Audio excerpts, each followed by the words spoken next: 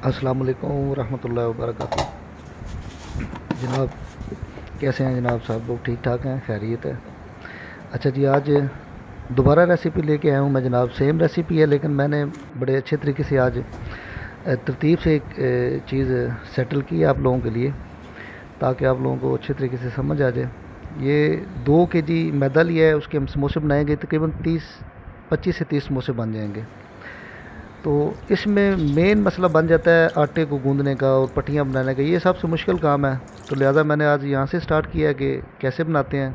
तो इसमें main technique ये है कि 2 kg अगर आटा है ना, तो उसमें आपने तकरीबन हाफ़ लीटर जो है ना, वो ऑयल डालना है, सॉरी पानी।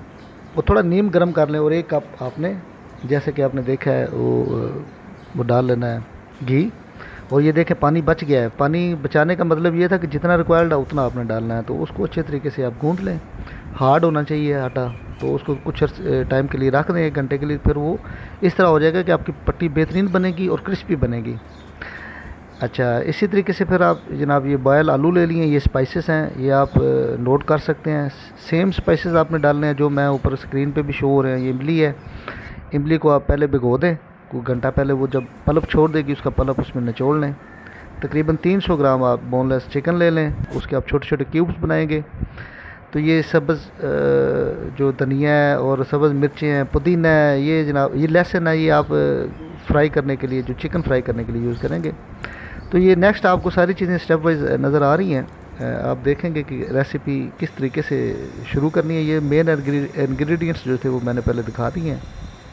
अभी ऑयल को गर्म कर लें और जो चिकन के छोटे छोटे क्यूब्स हैं, वो, बल्कि क्यूब्स डालने से पहले आप ये गार्लिक का पेस्ट डालें। और गार्लिक के पेस्ट को आप गोल्डन ब्राउन होने तक जो है ना, इसको फ्राई करें। जब ये गोल्डन ब्राउन हो जाता है तो उसके बाद आप इसमें चिकन ऐड करेंगे। तो चिकन ऐड भी करने के बाद उसको आप पहले ऐसे हल्का गुलाबी होने दें। तकरीबन जब वो अच्छे तरीके से गोल्डन सा हो जाएगा चिकन, तो उसके बाद आपने फिर फाइनली इसके अंदर स्पाइसेस ऐड करना शुरू कर देने हैं। स्पाइसेस जो मैंने पहले दिखाए हैं उसमें हल्दी है, नमक है, सुरख मिर्च है, कश्मीरी लाल मिर्च जिसको आप कहते हैं, दड़ा मिर्च है। अच्छा, सब्ज़ मिर्चें जो हैं वो मैंने थोड़ी ज़्यादा इसलिए रखी हुई हैं कि जो सुरख मिर्च है वो कम डाली है। तो जितने ये 2 किलो आलू है और तकरीबन 300 ग्राम गोश्त है और बाकी जितने इंग्रेडिएंट्स हैं सारे मिला के, तो इतने स्पाइसेस बनेंगे जो मैं आपको दिखा भी रहा हूँ। 2 टीस्पून नमक है, इसी तरीके से 2 टीस्पून दड़ा मिर्च है, 1 टीस्पून हल्दी है। ठीक है जी। ये फर्स्ट टाइम पहली मरतबा ये डालेंगे जब हम ये चिकन बना रहे हैं। ये सारे मसाले इसमें डालने का ये फ़ायदा होता है, ये पक जाते हैं। अगर आप ये चीज़ें कच्ची डालें, मैक्सिमम लोग कच्ची भी डाल देते हैं, तो वो फिर थोड़ी सी सेहत के लिए अच्छी नहीं होती। कच्ची जो मिर्ची होती हैं मसाला जात, ये भी इसमें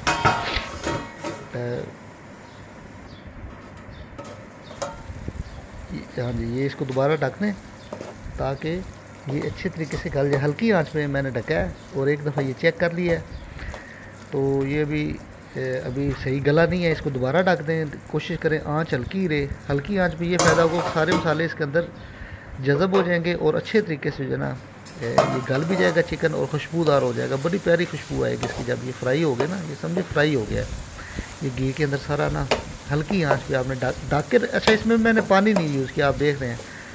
उसी चिकन के पानी को खुश्क होने दिया है और उसी में ये पका है, उसी में इसकी खुशबू बनी है।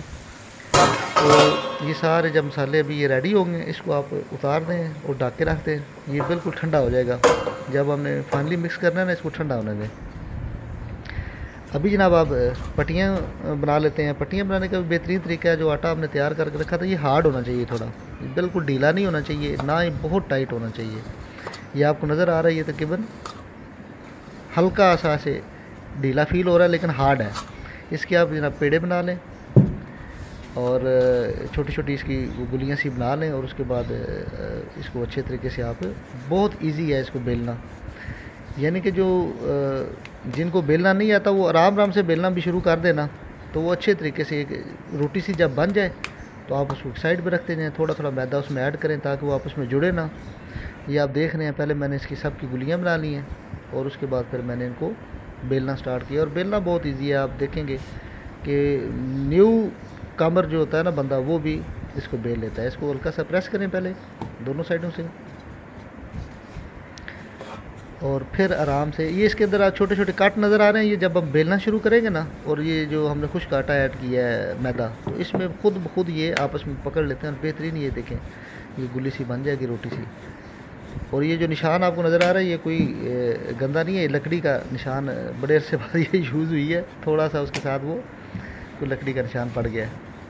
तो बहरहाल ये बेहतरीन तरीके से आप ये ऐसे बेल सकते हैं। ये देखिए बड़ी आसानी से मैं बेल रहा हूँ, और ये बहुत हार्ड भी नहीं है और ना ही बहुत ढीली आटे की तरह। जिस तरह हम रूटीन में आटा बनाते हैं ये उससे थोड़ी हार्ड होती है गुल्ली, तब जाके ये क्रिस्पी बनता है।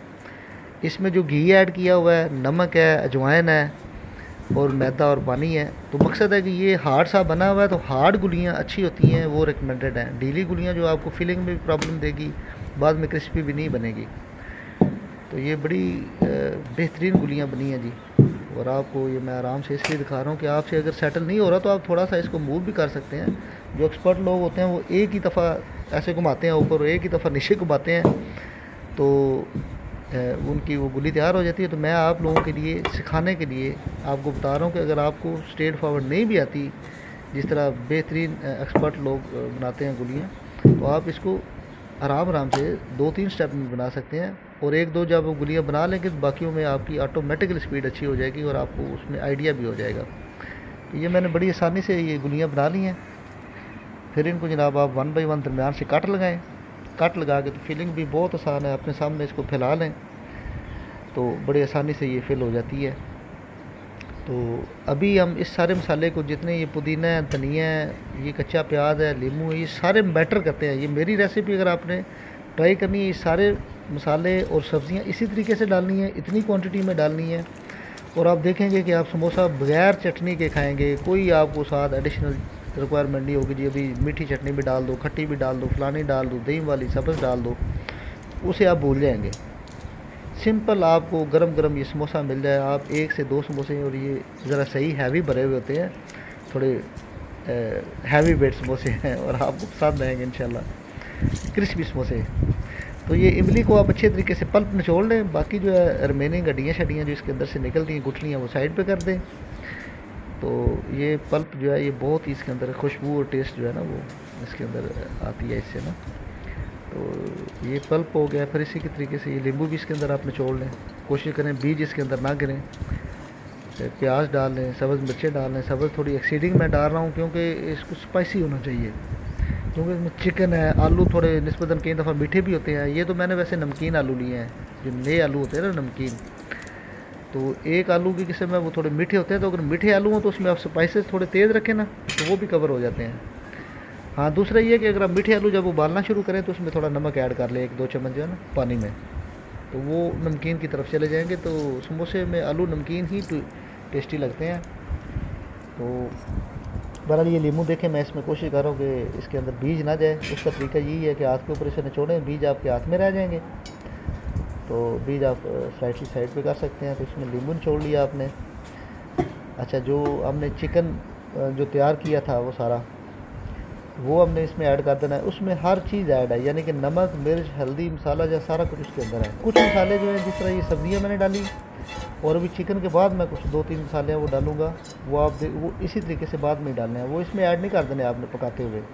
जब आपने चिकन पकाना उस वक्त ऐड नहीं होंगे। उसमें है ज़ीरा, खुश्क धनिया और अजवाइन। ये तीनों जो मसाले हैं ये खुशबू के लिए एंड पे डालने होते हैं। जिस तरीके से ये भी आपने देख लिया, मैं डालने लगा हूँ। इनको अच्छे तरीके से हाथ पे एक दफ़ा मसल लें। ये तीनों चीज़ आप अलग अलग भी डाल सकते हैं, लेकिन ज़ीरा और जो खुश्क धनिया ना, इसको हाथ में मसलना होता है। ये टूट जाता है तब जाके इसकी खुशबू जो है ना वो ज़्यादा होती है। तो इसको अच्छे तरीके से ऐसे मसल लें। अजवाइन तो बेचारी वैसे ही मछली के दरमियान में उसको मसलने की ज़रूरत नहीं होती। तो बहरहाल ये दोनों आइटम जो है ज़ीरा और खुश्क धनिया, इसको सही मसलना होता है। खुश्क हाथ से मसलें, गीला हाथ नहीं होना चाहिए आपका। अभी ये चीज़ें सर तकरीबन हो गई हैं रेडी। तो इसको आप मिक्स कर लें अच्छे तरीके से। आलूओं को इस तरीके से तोड़ना होता है, ना कि किसी आजकल वो आए हुए हैं मैशर टाइप, उनसे मैश नहीं करना। इसको आटा नहीं बना देना।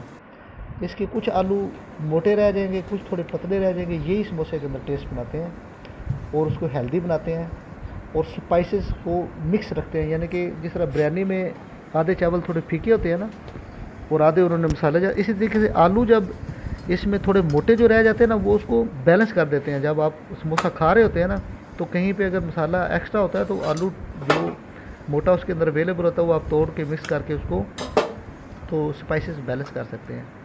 तो ये देखें जी, बहुत आसान है फिल करना। आप इस तरीके से 1 बाई 1 ये एक एक गुली लेते जाएँ रोटी, उसको दरमियान से 2 पीसेस करें, अपने सामने ऐसे फैला लें। गुलाई वाला हिस्सा अपनी साइड पे रखें और जो कटा हुआ हिस्सा अपोजिट रखें। ये आप देख रहे हैं। तो आपकी सहूलत के लिए मैंने वीडियो बनाई है। इस तरीके से थोड़ी आराम से मैक्सिमम लोग फीलिंग करते हैं, लेकिन हमें ज़रा लोकल तरीके से फीलिंग करनी पड़ेगी, पर्सनल तरीके से। जो जिस तरह हलवाई करते हैं उनको तो हाथ के ऊपर ऐसे फोल्ड करते हैं, क्लिक करते हैं, हर चीज़ हाथ के साथ मसाले डालते हैं। तो क्योंकि हमें घरों में अमूमन हम एक्सपर्ट नहीं होते लोग, तो ये सबसे बेस्ट तरीका है कि अपने सामने फैलाएं। इसको 1 टाइम पहले दोनों हिस्सों को जोड़ लें पानी लगा के, फिर उसके अपनी मर्ज़ी से आप फिलिंग कर सकते हैं। बहुत एक्सीडिंग फिलिंग ना करें, इतनी एक्सीड नहीं करनी चाहिए। हाँ, इतनी हो कि आपके पास इतना हिस्सा नीचे बच जाए कि इजीली आप उसको पानी लगा के तो उसको प्रेस करें और समोसा आपका बंद हो जाए। ये मतलब है उसका मेन फ़ायदा है। तो लेट्स सी, ये देखें आपके सामने बहुत ही बेहतरीन समोसा, और बड़ा हार्ड है ये, कोई तंग नहीं इसने किया फिल होने में, पैक होने में, सारा बेहतरीन आपके सामने है।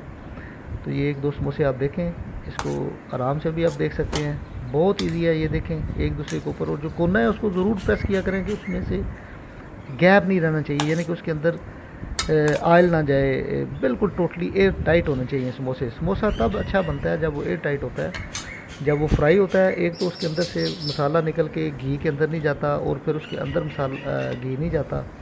बाहर बाहर से वो फ्राई होता है, अंदर उसके जो मसाला होता है उसको दम लगता है बेसिकली। जब वो फ्राई हो रहा होता है ना, हीट जब उसको पहुंचती है तो वो एयर टाइट हो तो बहुत ही क्रिस्पी बनता है और बहुत ही टेस्टी बनता है। तो ये आपके सामने बहुत बेहतरीन समोसे बन गए हैं, और इनको इसी तरीके से आपने बनाना है जिस तरीके से मैंने बनाया है।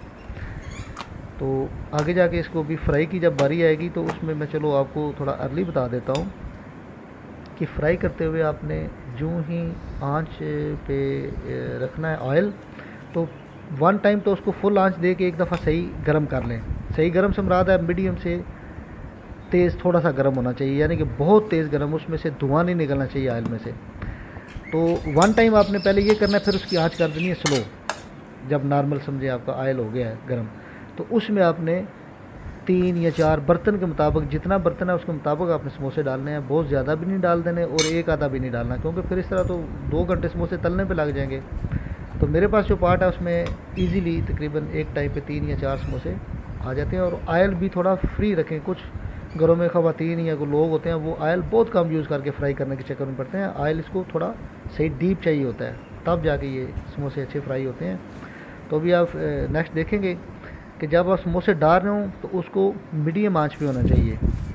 जब आप समझें कि वो गोल्डन ब्राउन की तरफ जा रहे हैं और अभी आपने अगले 1 मिनट में निकालने हैं समोसे, तो फिर आपने क्या करना है, उसको फुल तेज़ आंच करके उसको निकाल लेना है। उससे ये फ़ायदा होगा कि उसके अंदर जितना ऑयल होगा समोसे के अंदर, उसकी स्किन के अंदर, उसके अंदर वो नुचड़ जाएगा। क्योंकि सही हीट जो हुआ होता है ना ऑयल, वो पतला हो जाता है सही, वो अच्छे तरीके से फिर समोसे से नुचड़ जाता है। ये बड़ी बेहतरीन टेक्निक है, ये आपने याद रखनी है। जब भी आप समोसे या इवन पकोड़े फ्राई करते हैं या कोई रोस्ट पीस बनाते हैं, तो पहले मीडियम आंच रखें ताकि अच्छे तरीके से वो फ्राई हो जाए और पक जाए अंदर तक। फिर फाइनली जब आपने निकालना है तो आखिरी 30 सेकंड 40 सेकंड में आप उसको आंच तेज़ करके निकाल लें। अच्छा, यूँ ही आप निकाल चुकते हैं फिर आप आंच मीडियम कर दें।